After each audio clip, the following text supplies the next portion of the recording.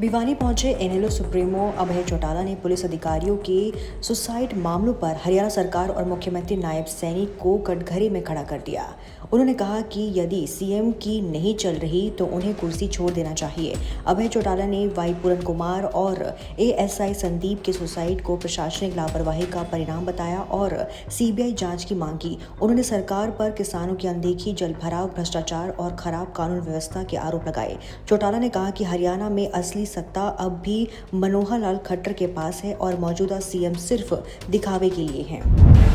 जो additional DG ने एक ने सुसाइड किया था, वो पिछले 10 साल से गवर्नमेंट को कंप्लेंट दे रहा था कि मुझे प्रताड़ित किया जा रहा है। अलग अलग अधिकारियों के खिलाफ उसने कंप्लेंट दी।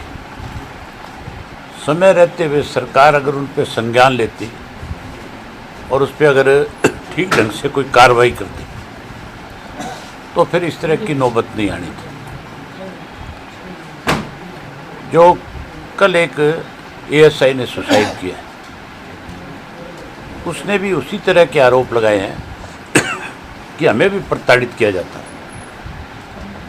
अगर ईमानदार अफसरों को इस तरह से कोई प्रताड़ित करेगा और उनकी सुनवाई नहीं होगी तो फिर मान के चलो वो कोई ऐसा कदम जरूर उठाएंगे जिसकी वजह से उनकी बात को पूरा प्रदेश सुन सके, देश सुन सके। ये बहुत दुर्भाग्यपूर्ण है कि इस तरह के पढ़े लिखे लोगों को सुसाइड करना पड़ रहा है।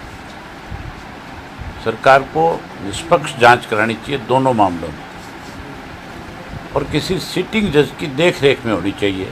सीबीआई से इसकी जांच और सिटिंग जज की देखरेख में होनी, तब जाकर के कोई सारी बातें सामने आ सकती। अदरवाइज तो फिर सरकार किसी न किसी को बचाने के लिए फिर कोई ना कोई इस तरह की इंक्वायरी कराएगी जिससे लीपापोती होगी, ना कि न्याय मिलेगा। इनके परिवारों को न्याय मिलना चाहिए। सीबीआई से जांच हो, सिटिंग जज की मौजूदगी में उसकी देखरेख में जांच। पुलिस के पास आम आदमी न्याय के लिए जाता है, अगर पुलिस न्याय मांगेगी सुसाइड, मैं और क्या कह रहा हूँ, तो मैं आपको यही तो बता रहा हूँ कि ये सरकार का प्रेशर है, वो ख़त्म होना चाहिए। ये सरकार मिसयूज़ करती है अधिकारियों का भी और निचले लेवल पे जो काम करने वाले अफसर हैं उनका भी। सुरक्षा का जिम्मा पुलिस पर होता है। अगर पुलिस इस तरह रहेगा घटनाओं में तो आगे आम जनता को कैसे सुरक्षा? मैंने आपसे बहुत खुल के सारी बात बताई है कि सरकार को इस तरह के प्रेशर की बजाय फ्री हैंड देना चाहिए। काम करने वाले अफसर को काम लेना चाहिए। अगर कोई अधिकारी काम नहीं करता है तो फिर उस अधिकारी को सरकार को उसी तरह से उसकी पोस्टिंग रखनी चाहिए। सर, हरियाणा बीजेपी सरकार की तीसरी टर्म का 1 साल पूरा हो चुका है, तो कैसे देखते हैं साथ? आपने देखा नहीं, 1 साल के अंदर कानून व्यवस्था की धज्जियां उड़ गई। भ्रष्टाचार चरम सीमा पे है। हर वर्ग के लोग दुखी हैं। मैं अभी आपके तोसाम में जा कर के आया हूँ।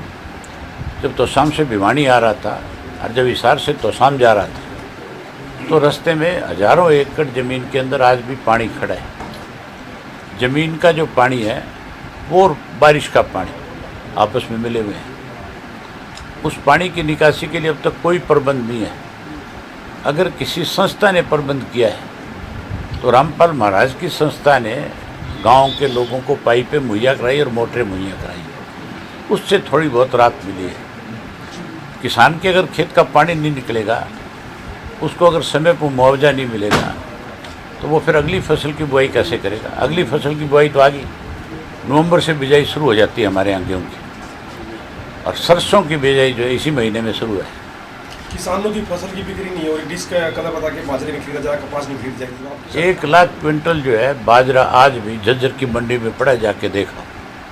500 रुपये क्विंटल का आज नुकसान है किसान को अगर बेचता है।